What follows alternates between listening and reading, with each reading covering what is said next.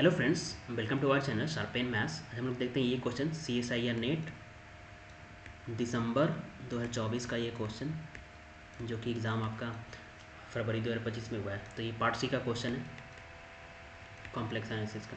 Late disc एक given है, disc we can say is open union disc and F be homomorphic function on D such that the function G Z F Z के help से define किया गया e⁻1/z F Z on D minus zero is bounded. G Z bounded है तो which of the following statements are true. F homomorphic है D में, G Z bounded है this D minus zero में, तो एफ के बारे में पूछा गया है कि F zero is equal to zero होगा, F Z is equal to zero for all Z belongs to D. There exist a non zero constant C such that F Z is equal to C e⁻1/z for all Z belongs to this. There exist a non-zero constant and positive integer n such that fz ये होगा तब zz bonded होगा, ये बोला जा रहा है। ठीक है, तो zz कैसे डिफाइन किया गया है, e⁻1/z fz on d minus zero, इस तरह से gz डिफाइन किया गया है। तो fz क्या होगा, कौन से कंडीशन में fz के zz बॉन्डेड होगा यहाँ पे। तो हम लोग जैसे ये ऑप्शन दिया हुआ है कि fz दिस है तो c आ जाएगा value non zero constant. fz ये लेंगे तो इस रीजन में c आ जाएगा, तो c नॉन कांस्टेंट तो बॉन्डेड है ही, लोग देखेंगे मार देंगे, बट नॉन जीरो कांस्टेंट बोला है ना। अगर आंसर ही जीरो fz ही जीरो हो तो फिर तो ये ऑप्शन गलत हो गया।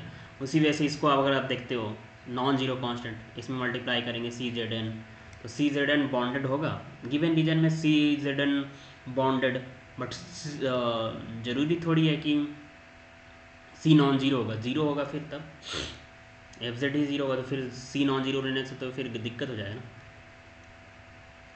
तो ये बॉन्डेड मान के चलते गिवन है तो लेते हैं, इसका यूज़ करते हैं।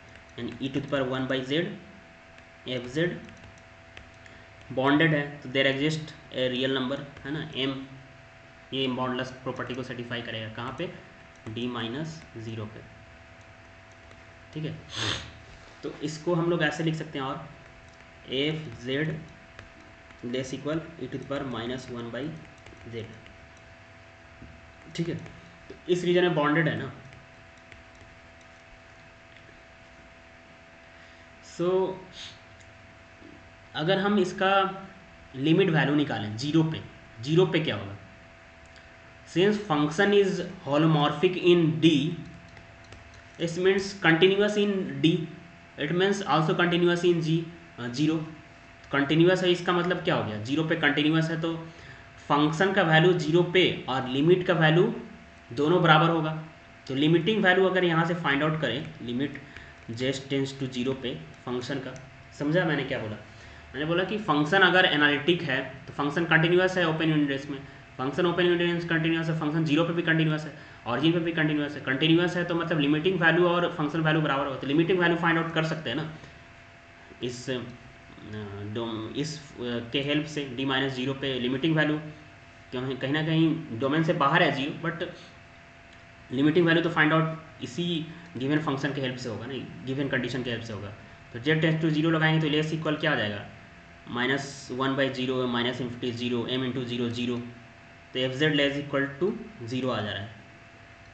इसका मतलब F Z less equal to zero का मतलब क्या हो गया, F Z is equal to zero है ना, modulus less equal to zero का मतलब F Z is equal to zero.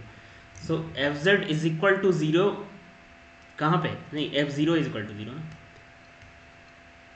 Just मेरा मतलब हो गया कि limit Z tends to zero पे फंक्शन का वैल्यू यानी लिमिटिंग वैल्यू एफ जेड का जीरो आ रहा है और फंक्शन कंटिन्यूअस है तो फंक्शनल वैल्यू भी जीरो पे जीरो आएगा, तो F zero is equal to zero हो गया। फर्स्ट ऑप्शन तो करेक्ट हो गया, F zero is equal to zero. Next option बोल रहा है कि F Z is equal to zero for all Z belongs to D, तो इसको भी इसी कंडीशन से हेल्प से फाइंड आउट करते हैं। तो यहाँ से क्या है, मॉड ऑफ एफ जेड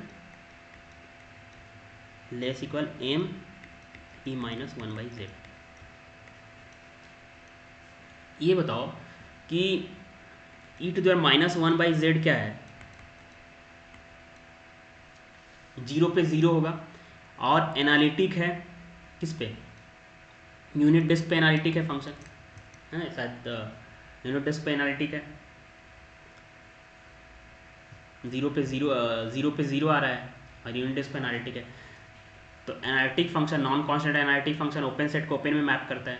तो ये जो है e⁻z का ओपन इमेज क्या आएगा, ओपन सेट कंटेनिंग जीरो, क्योंकि जीरो पे तो इसका वैल्यू जीरो है और डी का ही पार्ट है जीरो, तो इसका इमेज जो आएगा वो क्या आएगा, ओपन यूनिट डिस्क, नहीं, यूनिट डिस्क कंटेनिंग जीरो, क्योंकि non constant holomorphic function open set को ओपन में मैप करता है। e⁻1z डी में होलोमॉर्फिक है और नॉन कांस्टेंट है, तो ओपन सेट क्योंकि जीरो पे जीरो आ रहा है तो जीरो को कंटेन करने वाला ओपन सेट होगा।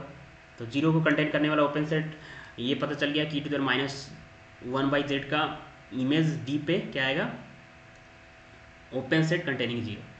तो यहाँ से लिमिट, यहाँ से क्या हो जाएगा, ये बॉन्डेड है ना, तो ये है हमारे पास गिवन।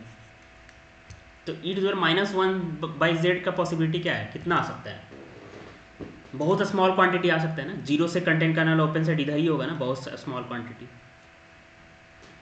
बहुत ज़्यादा स्मॉल क्वांटिटी लेंगे, एफ कोई भी फिक्स नंबर लेंगे उससे भी स्मॉल क्वांटिटी आएगा, जस्ट 1/∞ तक अप्रोच करेगा नहीं ये,